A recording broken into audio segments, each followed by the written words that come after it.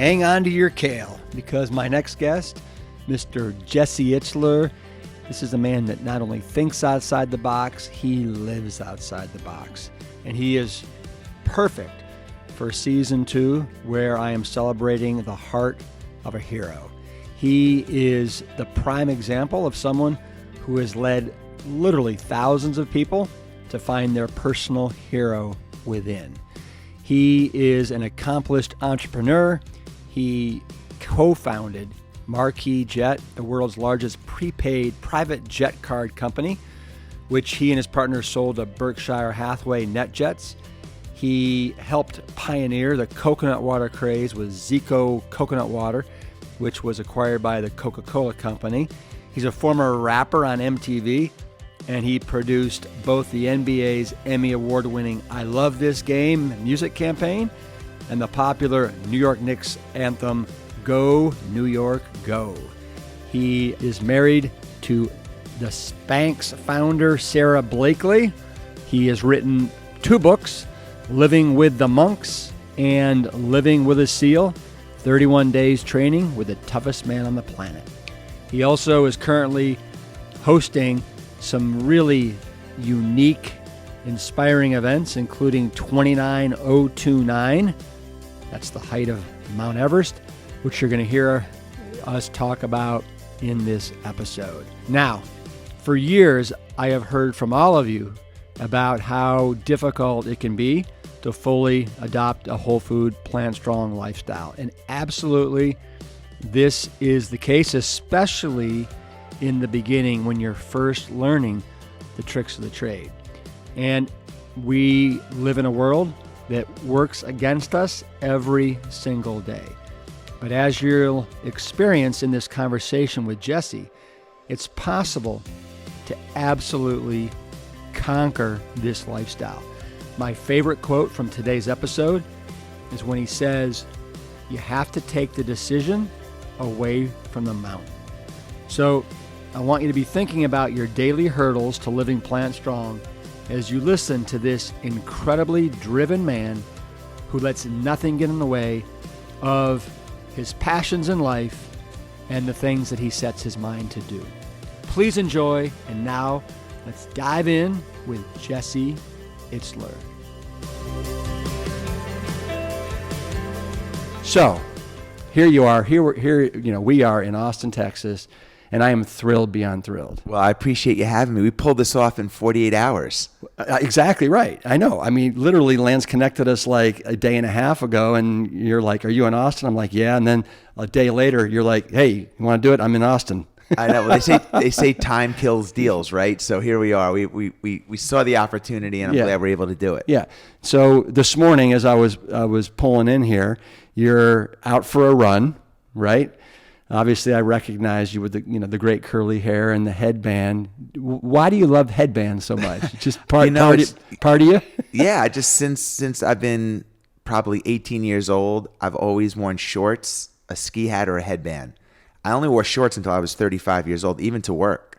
And then they forced me. I had a private jet company called Marquis Jet, and it was hard to sell people time on a private jet when I would show up at meetings in shorts. So I had to start wearing jeans. But it's always I'm just comfortable in it. Yeah. So it's not no other reason beyond that it's comfortable for me. So running is something that you love. You absolutely adore it. You've been running for how many years now? I've been running religiously probably for 29 years. Since I'm 21. Okay, and you do it 22. every morning? Every morning. Right. You don't miss a day. I mean, I missed every year. I'll miss 4 days, 5 days, pretty much. Yeah. And what's behind that? It's just a lifestyle thing. It's not. I don't look at it as a chore. I don't look at it as. It's part of my lifestyle, and it makes me feel good. I think there's a certain level of discipline that comes. I mean, obviously, but I think that discipline translates into all areas of my life, and it's just become, like I said, it's just something that I don't think about. It's just baked into my routine, no matter where I am, no matter how cold, how hot, that I do. They asked Richard Branson what his key to success was recently in an interview, and he said, going to the gym. And I don't think he meant it makes him stronger. It's just, I think it's that consistency and the discipline associated with it. So for me, it's not even the run. I mean, it's just, I'm prioritizing myself, first of all. And I'm putting health first, which is super important to me. And then it just sets a tone the rest of the day. One of the things you also talk about, I think it's in both your books, is kind of finding that edge. And one of the things I find, because I, like you, every morning I get up and I swim. I've been doing it for as long as I can remember. But I also find that it gives me a little bit of an edge. And when I have that swim under my belt, when you have your run under your belt, it's like, it seems like everything goes smoother during the day. Yeah, I mean, it's just, people always ask me, if you feel overwhelmed or you're stuck or you're in a creative rut, how do you get out of it? Yeah. And the answer is small wins. You get momentum. And when you start your day, and I always try to run early first thing. I mean, I have 4 kids. I get them off to school and then I get after it. But if you start your day with a win, everything else in a sense is gravy. And even if you have a crazy, terrible day, at least when your head hits the pillow, you can say, okay, I got this victory that no one can take away from you. Yeah. And you control it. Yeah. The other thing, have you had breakfast yet today? No. You haven't. Okay. I will. Why do you say it like that? I'm not. I don't believe in the whole breakfast is the most important and should be your biggest meal philosophy. I go the other way. So I only eat fruit until noon. So that's something I've been doing since I'm 21 years old, and that is unwavering. And so I don't even think of the word breakfast. Isn't even a word in my vocabulary. Yeah. Where did you learn about like only fruit before noon? I read a book called, I was running my first marathon, so I was looking for any kind of edge because I really went from couch to marathon overnight and in the course of a month or two. And I wasn't a runner at all, and I signed up for the New York Marathon. And I was reading and trying to find anything that would give me an advantage to complete this successfully because I wasn't a runner. And I came upon a book called Fit for Life by a guy named Harvey Diamond that he wrote in the late 80s. And I picked it up and I read it. And in the book, it challenged the reader to only eat fruit until noon for 10 days and then go back to your regular breakfast on day 11. So I was like, I can make a 10-day investment. So I did that. And on day 11, I went back to the bagel, bread, bacon, cereal, whatever I was eating. And I felt disgusting. And I just never went back since then. And, I consider myself on a 1 to 10, have a high energy guy. I don't think I've ever missed a day of work, maybe maybe a couple of days, but not, and I attribute that to my diet. And a big part of that is only eating fruit. And we could talk about the science behind it or why Harvey does it. But for me, it was more of a trial and error thing more than anything else. Yeah. And for me, it worked great. Yeah. So in reading both your books, how would you consider yourself, if you were to label yourself, a vegetarian, a vegan, plant-based, plant strong? Do you have a term for like how you eat? I don't have a term for it. I don't, again, it's lifestyle. I don't really think about it. But if I were to put numbers around it, I would probably say I'm almost a fruitarian. I only eat fruit until 12, sometimes 5, sometimes. But I'm probably 85% raw. I eat 85% raw. I do have some fish in my diet, and that's just a social thing. When I go out with my wife, we have a date night once a week. If we go to sushi, I'll eat just to be social. But so I'm not. I don't really keep track of it, but I eat pretty clean. Right. Mostly fruits and vegetables. So it sounds like you're mostly plant-based. Oh yeah. Right? No. Yeah. At least 85 to 90% plant-based. Yeah. And I saw on your Instagram that you've worn some plant-based shirts, and I think even vegan, right? You're not afraid to do that. No, I have no dairy. I have very little refined sugars. I eat very few grains. Yeah. And is it fair to say that for the most part, you don't care what people think? 100%. I wouldn't even say for the most part. No, I couldn't. No. Yeah. And that's just not about what you eat. Basically, what you do with your life and how you act and stuff like that. It's just, again, it's just the way, it's just, no one's going to sway me from my beliefs or from what works for me. And I'm consistent with it. When I ran my 100-mile run a month or two ago, it was the same thing. I woke up and I had a big bowl of fruit. And so no matter what the circumstance, it's the same thing. Right. So you've written these 2 books, right? Living with the SEAL, Living with the Monks. I'm blown away with what a great writer you are, right? I mean, it is so, it's vivid, it's entertaining, it's informative. Your personality comes out in spades. Have you always loved to write? Going back to your days doing hip hop and stuff like that? I've always loved to tell stories, and I've always been a good storyteller. And translating that into writing was harder than I thought. But I love to tell stories, and I have a lot of stories. I've worn a lot of different hats in my journey. I'm 51, and I went from music to private jets to coconut water to an author to running races. So I have a lot of experiences to share. And so I started writing Living with the SEAL, just literally typing in stories. For those that don't know that are listening, I live with a Navy SEAL. I met a guy at a race. He had broke the bones in his feet at mile 70. He basically duct taped his feet, ran another 30 miles to complete this race. And I was like, I want whatever drive this guy has. I need to teach that to my kids. I want to learn that. I need more of that in my life. I cold called him, and he ended up living with me. 5 years later, I wrote a book about our journey. So he didn't live with me. So let's write a book about it. So I just started out writing things at night that were like, this was unbelievable. People need to know about, like, this is so, the dynamic between him and my family was insane. And I just started jotting things down in my phone. That's how it started. And turning those little stories into paragraphs and then chapters and then ultimately a book. And the reason why you even did this is because you're like, Jesse Itzler is constantly seeking out growth opportunities because you always want to be better, right?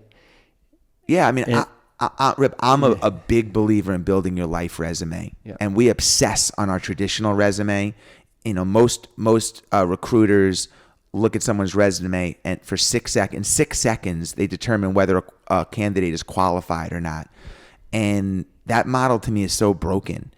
And I feel like through your life resume, through your experiences, your adventures, I think you could land your dream job. You become more interesting. People want to talk about, like, what do you mean, Rip? You have a retreat? People come and they do yoga. Tell me about that. You become, you want the people at the fire station to eat salad. Like, what? People are drawn to that. And as we get older, it's really hard to bring newness into your life. To get newness, like, we have to work hard at bringing newness into our lives because most of us live in routine. Yeah. So I work really hard on creating newness. I plan out adventures every year. I have a strategy around that. And it's really important to me. So this was same with Living with the Monks, part of building my life resume. Because when I look back, the average American lives to be 78. I hope we're not average. I hope we go to 120. Yeah. But let's say that, that I'm 51. If I only have 26 or 27 summers left, how do I want to use that time? Who do I want to spend that time with? I don't want to be 78 and look back and be like, wow, I was the 80% version of myself and celebrate a life that was 80%. No way, man. I'm almost living in a manic pace. Like, you want to meet? Let's meet tomorrow, Rip. You want to go for a swim? Let's go today. Yeah. It's because I don't know when that's going to end. So you almost, like, would it be fair to say that you're living every day basically like you're potentially going to die tomorrow? Well, I mean, Gandhi said it best, right? He said, learn like you're going to live forever, live like you're going to die tomorrow. And it doesn't go to my head like, oh, I might not wake up tomorrow, but I just want to maximize this short amount of time on earth that I have. And it's not a gimmick. It's not like, it's something that makes me feel really good. So I prioritize it. If you don't prioritize adventure, If you don't prioritize newness, you get a calendar filled up with responsibilities and appointments. And then the years go by and the average American gains 2 pounds a year from 35 to 60 or something like that. Now all of a sudden you're 40, 50 pounds overweight, you're in your 60s, and you can't go back and do the things you love to do. I just climbed Mount Washington. When I got to the summit, there were no 70-year-olds up there. When I'm wakeboarding in my lake, there's no 70-year-olds on the board. The window shrinks fast. Right. So it's important to me to build that non-traditional life resume and create these opportunities, moments, and experiences. So you talk about, building your life resume. You're here in Austin right now, planning out, figuring out your 29029, I think, events maybe for this year and the following year. You've got some people here in this Airbnb with you.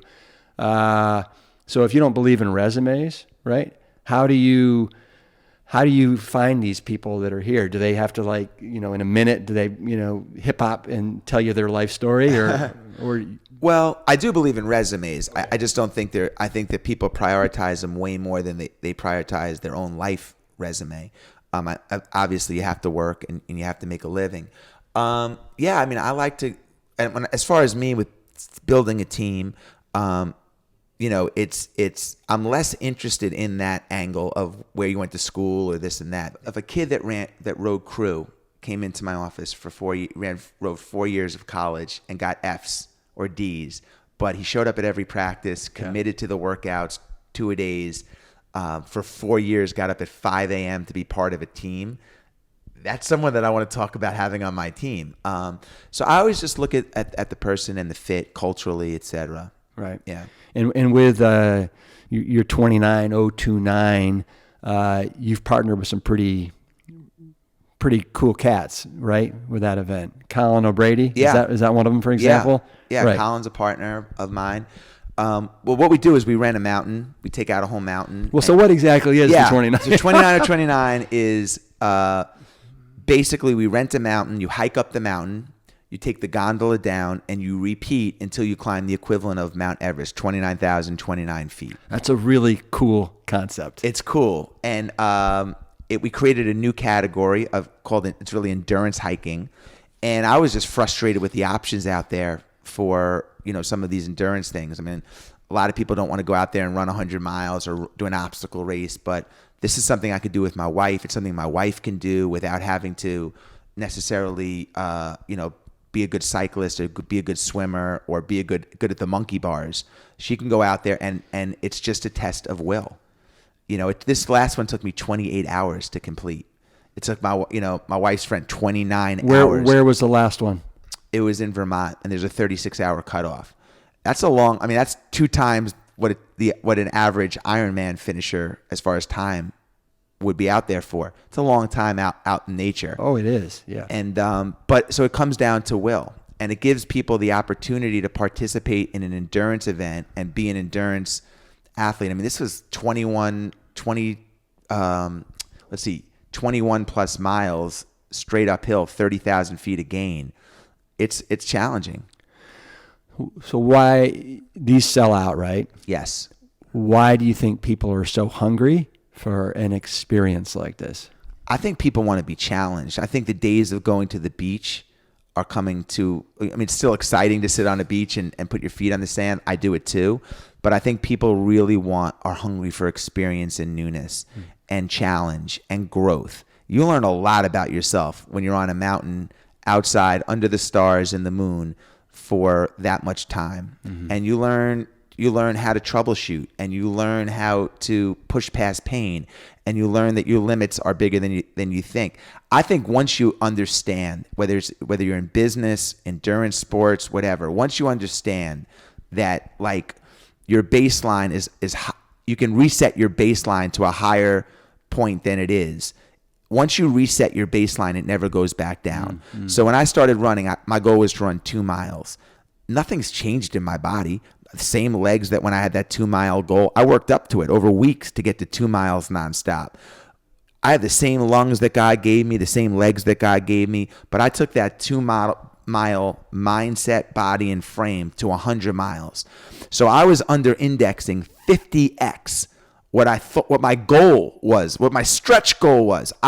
So if I could take the same principles that I learned in the course of expanding that baseline up to 100 miles and apply them to business, to my relationship with my wife, then could I 50x other buckets of my life? Could I take that same drive, that same determination, or whatever it was, intensity, all the characteristics that come with, from breaking a world record or whatever, and apply them to the other areas of my life? And when people come to the mountain and experience 29 and they're like, man, I'm done.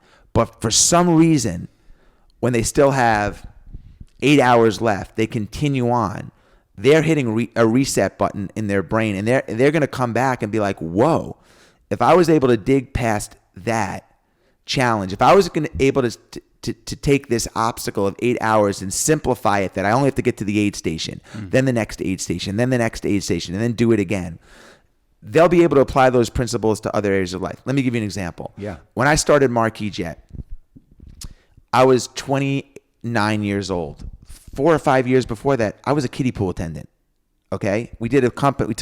We started a private aviation company with no airplanes, no experience, no real knowledge of anything in the space, no real connections, and we built a company that did $5 billion in sales. When I started Marquis Jet at 29 years old, if someone would say to me, "You have no experience, you have no money, you have no airplanes. Oh, you want to start a private jet company? Now you have to go get Department of Transportation approval, FAA approval. Then you have to raise money. Then you have to build a sales team." I would be like, I can't do any of that. But when you take the task of, okay, what's the first thing I have to do? Forget how overwhelming all the steps are. The first step of this journey is I need Department of Transportation approval. You tell me I can't do anything without DOT approval? Let me do that first. Let me get a lawyer that's an expert in this, and let's navigate that. Now that's done. Let's tackle. That's the same thing you learn on doing these races.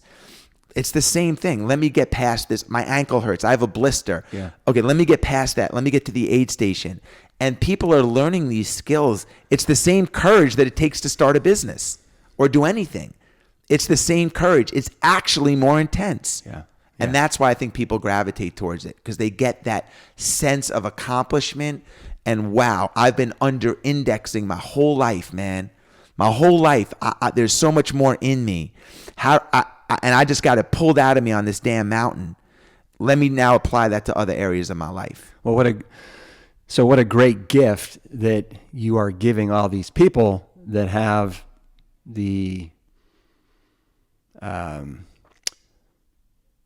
I'll just say the courage, right, to sign up for this event.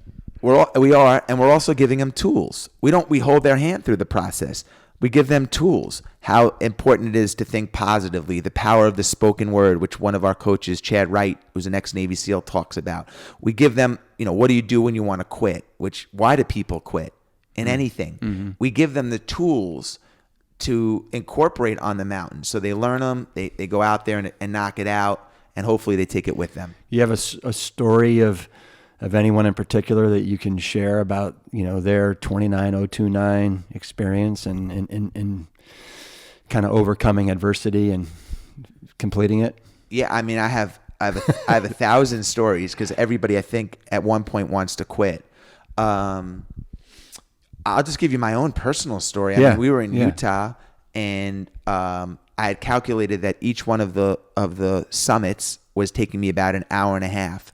So I got to 6 summits, and I had 7 left. Can I ask you? So you go up. It takes you an hour and a half to go up. How many miles? It took me about an hour and 20, and then 10 minutes to take the gondola down. Okay, so 10 minutes down, and that 10 minutes, is that like your recovery? Yes. And then you get to the bottom, and then you go right back up. Yeah, essentially. And I tell people all the time, take the decision away from the mountain. Just make the turn and go up. Because if you go into the lodge and start drinking your coffee or eating a donut, put the feet up against the fire. Yeah. If you want to rest on the hill, because you'll never turn around and walk down. So just start the process, which is what I say to entrepreneurs all the time too. Just start the process. You don't have to have it all figured out, but once you start, you're in the game. So I was chafing, I was exhausted, and I immediately went to to a place where most people would go is like, I don't have 16 more hours in me. Because I started doing the math. And my friend, who's a professional cyclist, actually dropped out. He actually said, like, I'm done, man. He just like, this is crazy. I've been out here for 12 hours. I don't have 16 more hours in me. I'm just going to go into the Normatec boots. And I said to myself, let me just do one more lap here and see how I feel. And now all of a sudden, and started to chip away. And I said to myself, and this is in my book, Living with the Monks, how am I going to feel tomorrow? I have these 2 words that impact my life, which are remember tomorrow. Yeah. And when I have a split-second decision, big or small, I ask myself, how will this decision impact me tomorrow? And I knew my friend was going to feel miserable that he didn't complete this. Because in an hour, you feel fine, right? Like, you're like, oh, man, I could have done more. I just was in that moment. How is this decision going to make me feel tomorrow? Remember tomorrow. Remember how that decision will impact you tomorrow. And I don't want to have a DNF on my record for this. Come on, man. Let me do one more. And I started to gradually chip away and stay super present. Be where my feet are. This is where I'm supposed to be today. This is my job today. This is where today is not a day for taxes or kids, or this is my job for the day to finish this task. And that was my own personal thing. I mean, and so when you're and how long did it take you to do this last 29,029? The last one took me like 28 hours. Okay, so 28 hours. Are you doing it with somebody? Is it kind of a combination of, okay, I'm going to slog this out by myself for however long, and then if I meet up with some people, then that's just part of the process? Or I did almost all the summits I did with people that were also doing it, that I would just meet up with. The beauty of this event is, first of all, it's not a race. There's no winners. Yeah. There's just finishers and participants. And some people, their goal was to do 4 summits. Not everybody tried to get Everest. But the beauty of this course is it's straight up a mountain and the gondola goes straight down. So when you're going down, you see all the participants. Oh. And when you go up, you kind of see people are cheering you from the gondola. So you get to know everybody. There's always people around. And even at night, when I was out at 4 a.m. with a headlamp, I would hook up with somebody. I didn't do any of them alone. Right. Which was insanely helpful. And so how many of these 29,029s have you done? We've done 4. You've done 4. We've done 4. Have you finished every one of them? Yeah, one was a week before my 100-miler this year, so I didn't. So we did 5, and I've done 4 of them. Okay. And I mean, have you ever quit at anything that you started? I have 1 DNF on my record. It wasn't a quit. It was a medical thing. Yeah. Okay. All right. But no. All right. I mean, I'm thinking about all these 100-milers and Rip. What? I don't negotiate my goals. No, I don't. I don't negotiate them I don't rationalize them in my head. Like, well, I've done this much. That's good enough. Right. Or I've been out here. I should be proud of this. You just said that with a really intense look on your face. Well, yeah. Rip, I don't negotiate my goals. No. Wow. Okay. I love it. And, okay. So of everything that you've done, what's the hardest thing? Is there one thing that stands out? When I say I don't negotiate my goals, it doesn't mean I might not. I've had businesses that have failed. Right. I've had a lot of failure in my life, a lot of egg on my face. Yep. But that's not a result of quitting. Right. Yeah. Or negotiate or dumbing down. Like if we're going to go run 10 miles today and we get to 8 and it's scorching hot and you're like, man, we killed it. We did 8. We should be No, we said we're going to run 10. Okay. Because that sets a tone of it's okay to compromise. And once you break that trust with your brain, then your brain realizes that there's a negotiation lever. And so let me ask you this. So that attitude that I just saw come out of you there, is that something that's always been there? Has that been learned? Did the SEAL, help instill that in you, or that experience you had? Or I think it's in all of us. I think it's been pulled out of me through different experiences in my life. Maybe when I was younger, it was because I wanted to get the girl. So, okay, I'm gonna run a little faster so I get noticed, or something like that, or work a little harder at my jump shot so I could get the girl. maybe it was because I wanted to prove my dad wrong when he said I wasn't good. I mean, I'm just giving examples of stuff. My dad was incredibly supportive. So I think there's little situations that pull us out of it. And then something happened that flipped in my head that made that for me, where I was like, I don't care about the girl or my dad or whatever. I want this because I want it for me. It makes me feel good to like have those little finisher ribbons. It makes me feel good to put the silver warm blanket on at the end of a race. And once I flipped it for me, that's when the real success started coming into my life. What you talk about in Living with a SEAL, the 40%, I think it's the 40% rule, which I think is really applicable to what you're talking about right now.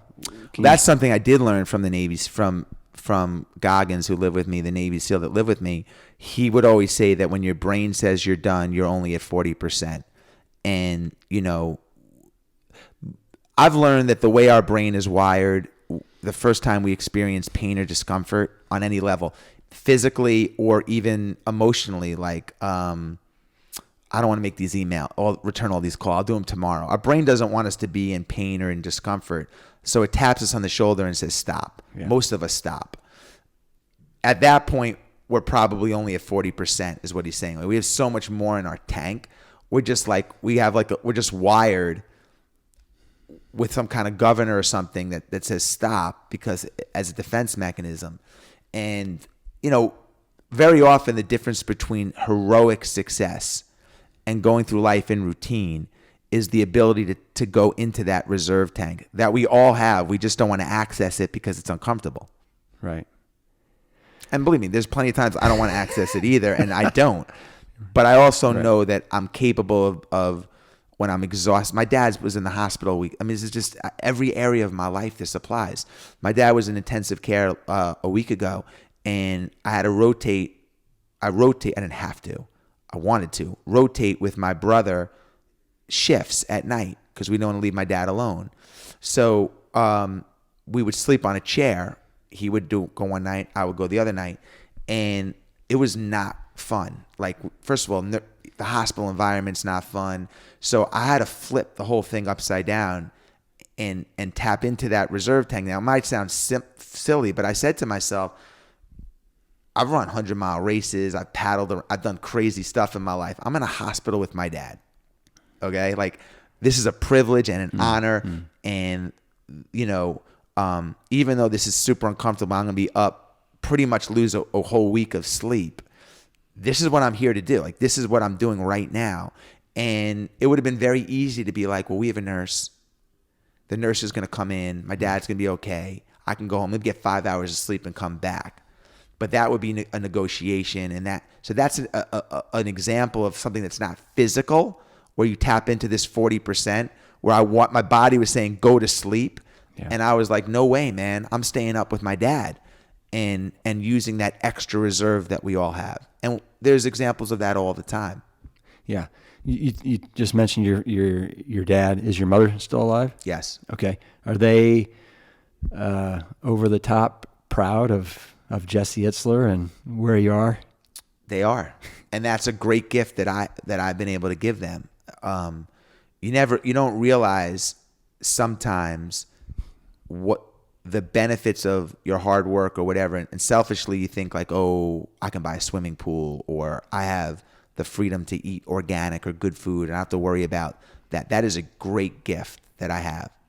And believe me, I slept on 18 couches when I was growing up, trying to make it in the music business. My father owned a plumbing supply house. Yeah. I don't take that for granted at all. But the bigger gift is to be able to have my parents be able to see that and then take care of them. It's unbelievable. Right. I mean, it's by far the most rewarding thing in my life. It's not even close. Yeah. Is being able to, for them to see that. Yeah. Well, look at the dedication in this book, and you've dedicated this to your mom and dad, who you said were at every event, right. They were like your number one supporter. Yeah. It's really cool. And I tell them by, they say that one of the best indicators of success when you get older is if your older parents, if you want to hang out with your older parents, right? Like they're successful. Yeah. And I still fly my parents in monthly, because I do want to be with them. So they can look at themselves using that as the litmus test for success and be like, we're super successful. All of our kids still want to hang around with us, and we're 90 years old. Lori, who is one of the Plant Strong podcast producers, has a French bulldog named Paris who is allergic to air. Now, of course, I'm exaggerating, but you get the point. Lori has tried every high-end vet-prescribed food on the market, and nothing has worked. In fact, Paris has suffered with constant itching and a red and raw belly for years. And the thing about Wild Earth dog food is that it's made with no animal proteins, which means no animal protein allergies. And while food allergies in dogs are relatively rare, they are most commonly associated with meats and dairy. Wild Earth's plant-based dog food contains no animal ingredients, thereby eliminating the risk of these specific allergies. And for Lori's dog Paris, after switching him to Wild Earth, he is finally, after years, symptom-free and thriving. Go, Paris, go. If you want to learn more about Wild Earth, visit wildearth.com or Amazon and use the code PLANTSTRONG for 40% off your first order. One of the things that you say in these books is authenticity over everything. Can you expand on that a little bit? Yeah, I mean, I just think a lot of people, we all can't play shortstop. And, I always believe that if you're quirky, be quirky. Be who you are. When we had Marquis Jet, and I don't want to tell stories about me, but it's just the natural way to explain this. I remember going to a sales meeting with somebody, and she was a single mom, and she was giving the pitch to the person that she was trying to sell, like she was my partner or I, and it sounded ridiculous. And I was like, Susan, you're a single mom. Like, talk about that. Go in there and be like, I had a crazy day. My son, I had to get him to school. People will relate to that. You can't give the pitch that Kenny or I give. We're totally different. When you go in there, start talking about your life so they connect with you. People buy into people, not products. They're going to buy into you. If you're quirky, be quirky. If they don't want to sell for you, then buy from you, then, and so, it started working for her in a big way. And so I just think that there's a lot of snake oil out there, and people trying to just, regurgitate shit that they don't live or really even truly believe. And I just think in the long term, that's not a good business model, life model. Yeah. It seems to me in everything, Rip. That's why you said, do I care about what people think about how I eat? Right. I'm not going to change my way of what works for me or what I believe because someone says that's or makes fun of me. You know how many times I've been around and people have laughed at me like, you're going to have banana. You eat 10 bananas a day. I'm like, whatever. Or make fun of me or joke around about it. Oh, Jesse's here. Give him an almond. I get that all the time. Just silly little comments or snarky comments. And it's just, I remain unwavering in what in that stuff. I have flaws, I have vices, I make mistakes, but I try to stay true to my principles as possible. I hear you loud and clear there. I was in probably the most hostile environment on the planet, a fire station, right, in Texas. And, I just let all the comments just roll off the back, right? And then as I told you earlier today, before I knew it, all the guys at the station were embracing the lifestyle, and we were the only the only fire department or fire station that I know of in America that was all plant-based. I always say too, like, we're talking about authenticity. Yeah. I always say to people, like, I want to see people's body of work.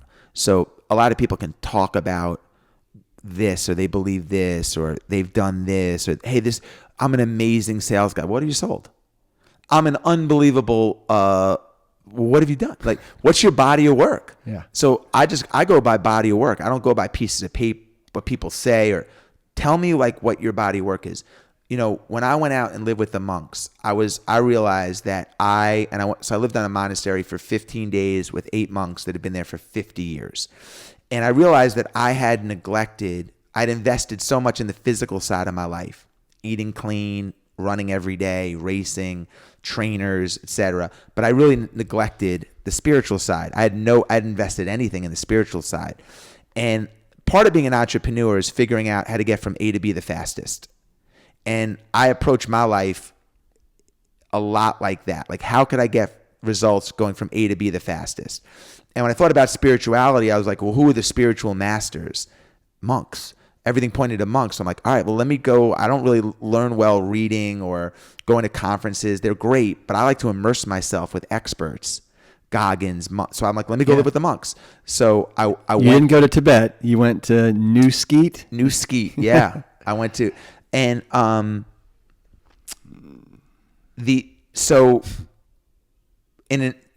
that's how I've always kind of approached my learning and always approached the authenticity. It's like you pick up things from people that have mastered these skills. You're a master in, your dad taught you. Your dad was a founding father of this movement, ahead of the curve.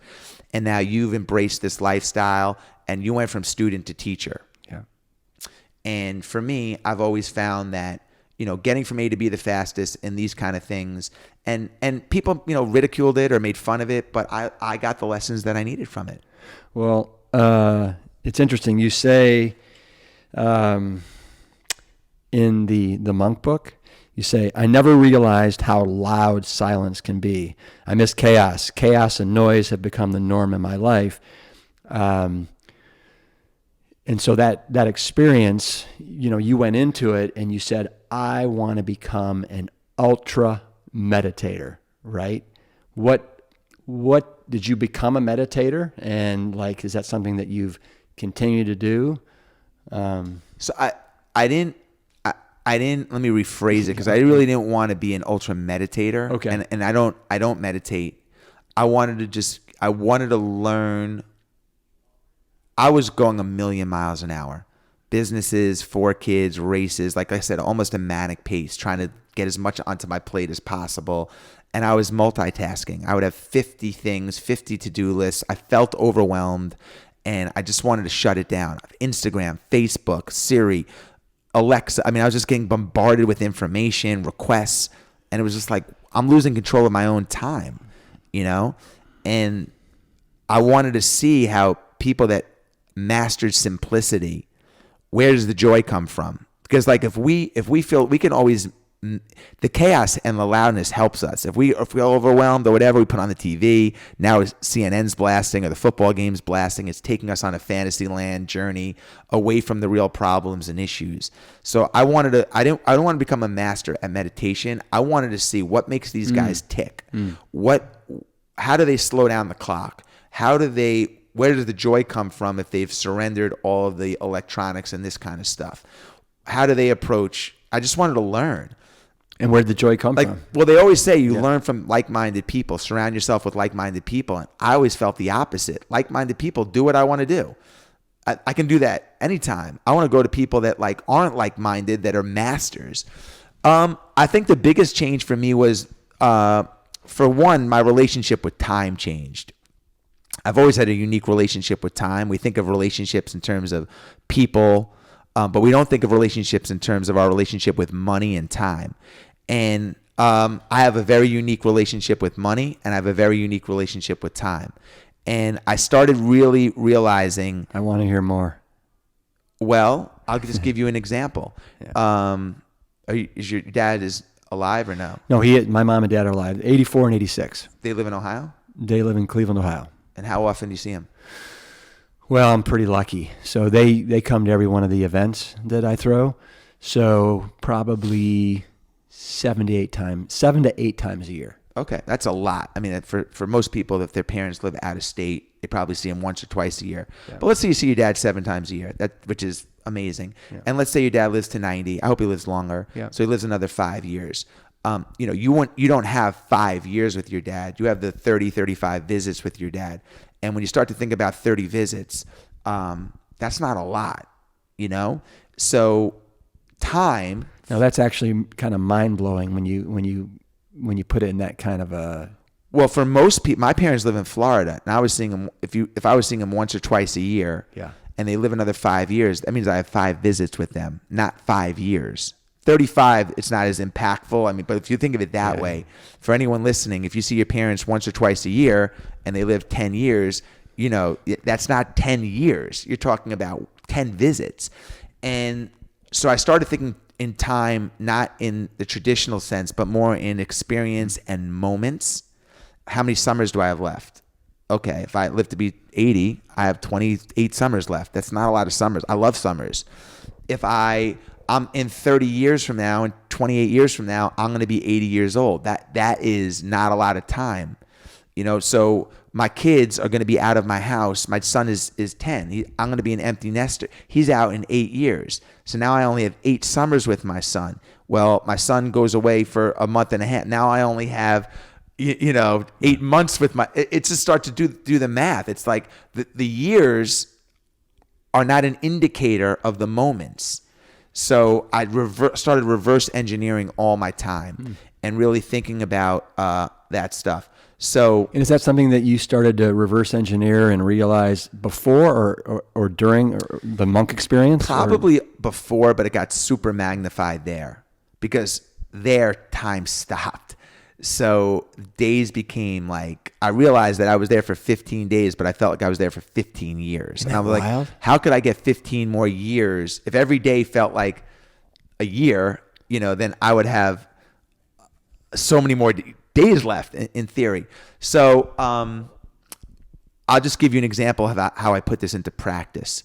So every year I do one big event. I call it a misogi. There's an old Japanese ritual called the misogi. You do something so hard one time a year that it kind of defines the year, and it benefits the other 364 days of the year. So every year I do one really big event. Last year for me, it was this last man standing race and this 100-mile race. I did 2 of them. They were kind of like defined my year. I trained for them. They put fear in my soul. They were hard.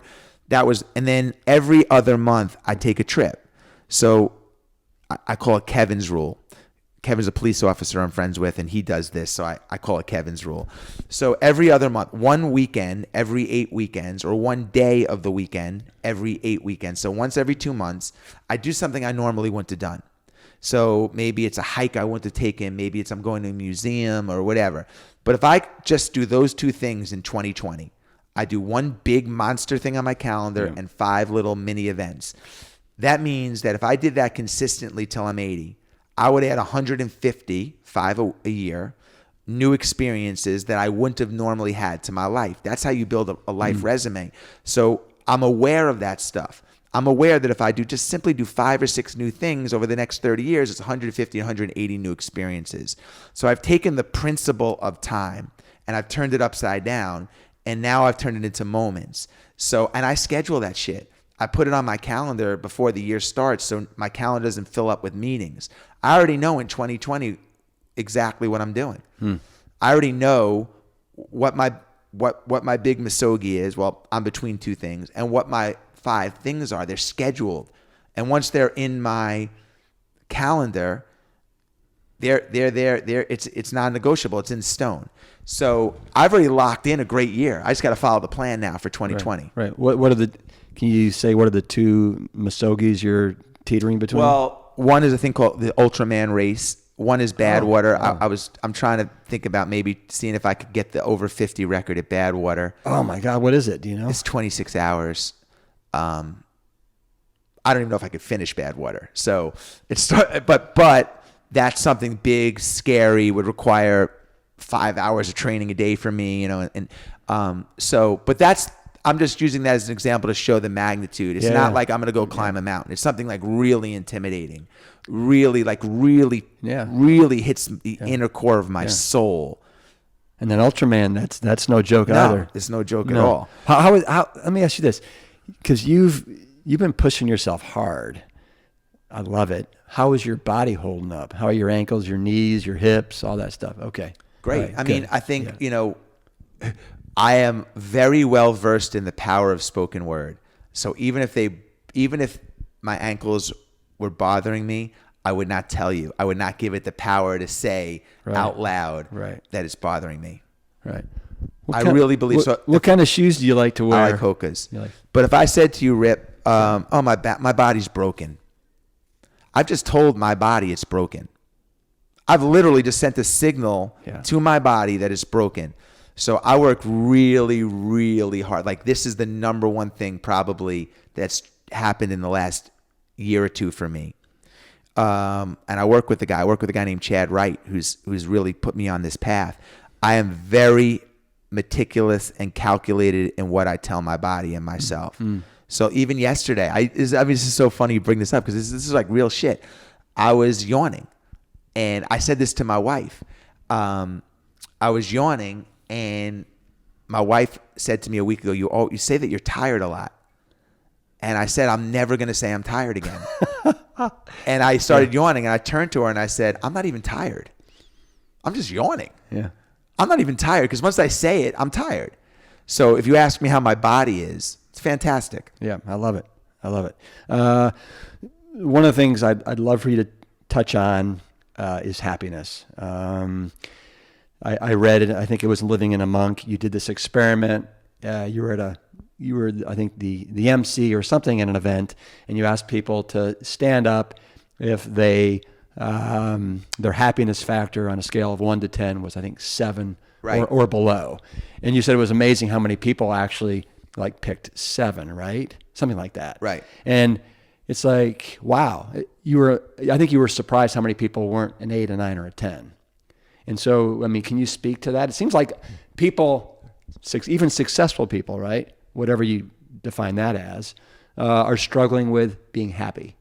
I asked everybody in the audience to think about all the buckets of their lives, their health, their weight, their finances, their job, where they live, their relationships with their kids, their parents, everything. Put it in a blender, and a scale of 1 to 10, with 10 being the Dalai Lama of happiness and 1 being someone that's rock bottom. What would your number be on the happiness scale? And then I asked people, so people did that exercise. Okay, my weight's this, my finances, my relationship. I'm a 7. And the majority of the room, these are super wealthy people, raised their hand that they were a 7 or below. And we're proud of that. 7 is like pretty good. Like, I'm a 7 out of 10.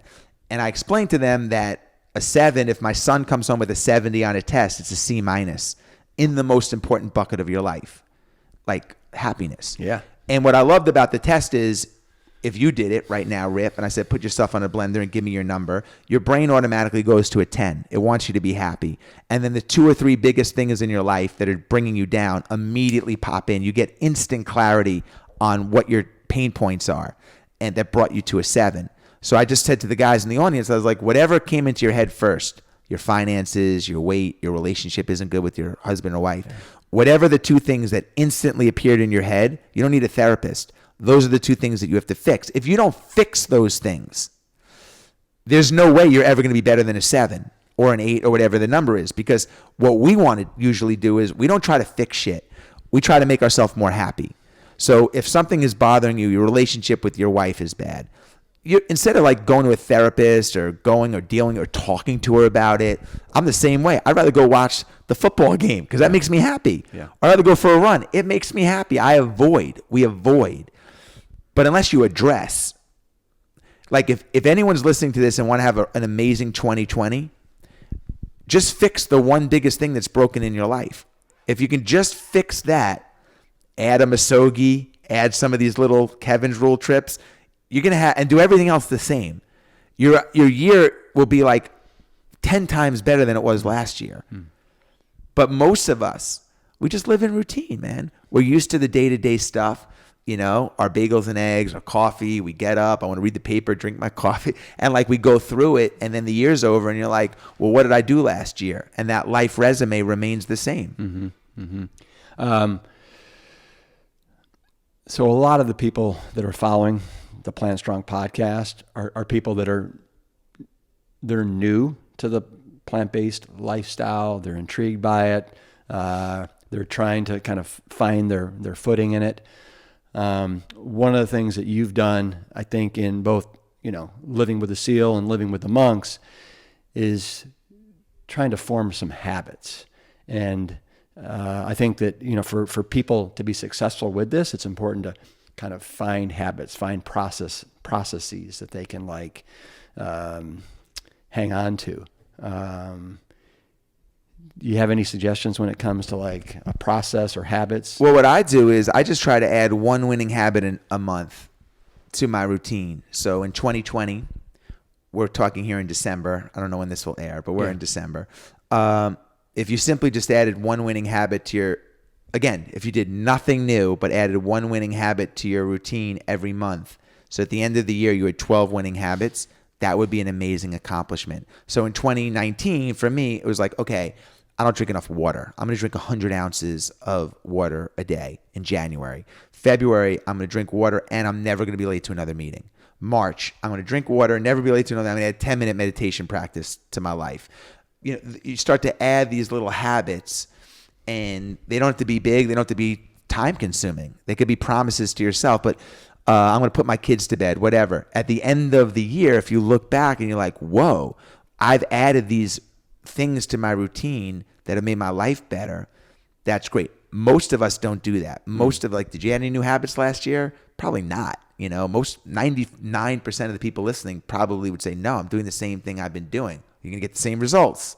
So again, it's taking inventory and adding winning behaviors to your lifestyle. Yeah.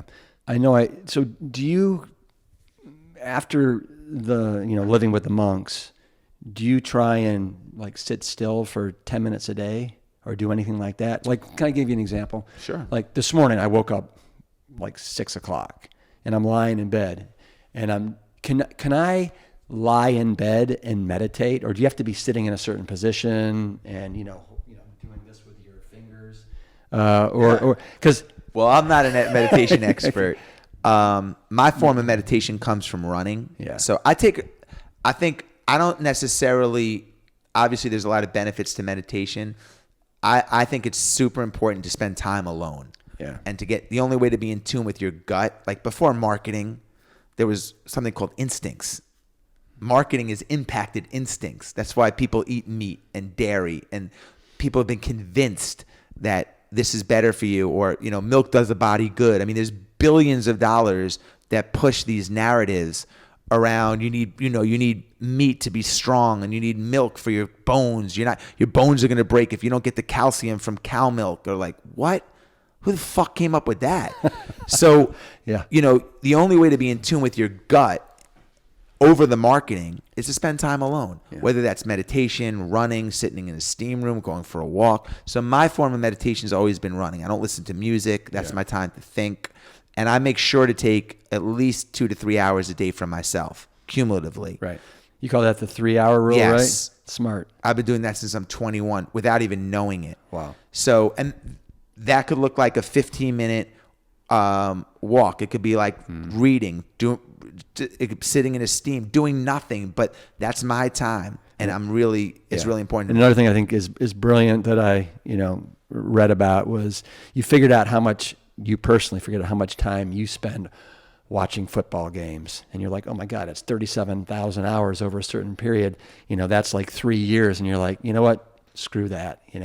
I got 4 kids. I got, an amazing wife. And, because as you evolve, your life system has to evolve. So when I'm single and 35 years old, I can afford to watch football games and eat dinner at 11 o'clock. But when I have 4 kids and responsibility, I don't have a 24-hour day. Everybody's like, there's 24 hours in a day. I'm like, no, there's not. I have a 21-hour day because 3 of the hours I take my kids to carpooling, get them ready for school, pick them up, put them to bed. I have 21 hours in the day. I don't have 24 hours. And those 21 hours have to be way more efficient if I want to get as much done as I did when I had 24 hours. So my life system has to change. So that means less TV, saying no to things that don't move the needle in the most important buckets of my life. Yeah. And so you start to redo your thing. If you don't do that, it's a recipe for disaster. So you have to evolve as you get older. Your system has to evolve. You, my man, have filled up your plate like nobody's business, and it's a beautiful thing. You're an inspiration for so many people, and I want to thank you for hopefully this will be the first of many times that you and I get together. I appreciate it. Thanks for having me, for coming out here. Yep. And I'm glad we connected. Now we're connected. Peace, Engine 2. Love Keep it. it plant strong. And just like that, my time with Jesse came to a close, and he was off running to his next purpose-driven endeavor. I was thoroughly impressed with his energy and his intensity with which he lives his life. There are several things that he shared that left an indelible mark on me that I will carry with me and incorporate into each day. I want to thank you so much for listening, and I would encourage you to tune in next week as I sit down with Robbie Barbero. He's one of the founders of Mastering Diabetes, and he is one of the up-and-coming stars in the plant-based movement, and it's very timely that somebody like Robbie has come along. As of 2015, 30.3 million people in the United States, or 9.4% of the population, had diabetes. More than 1 in 4 of them did not know that they had the disease, and diabetes affects 1 in 4 people over the age of 65.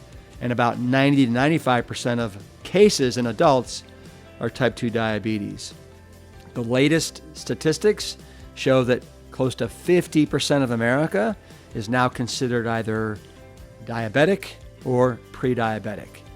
That is crazy. Someone that you love will really want to hear next week's episode. Maybe it's you. Before we wrap up today, I want to talk candidly about how we've made it easier for thousands of people to eat this way with our Plant Strong meal planner. We know that making a big change can seem overwhelming, and it isn't easy coming up with new menus week over week over week, or to get inspired while learning to cook a new way. To help inspire you, we've created a simple and inexpensive solution in our Plant Strong meal planner. It's filled with hundreds of recipes, and we are adding more all the time. And it has the really, really savvy ability to customize your menus around your individual preferences, your household size, and any allergens or dislikes you have. Pretty darn trick. And the meal planner, it's staffed 7 days a week with the absolutely friendliest Engine 2 coaches who will help you answer any and all of your questions. I would invite you to visit mealplanner.plantstrong.com.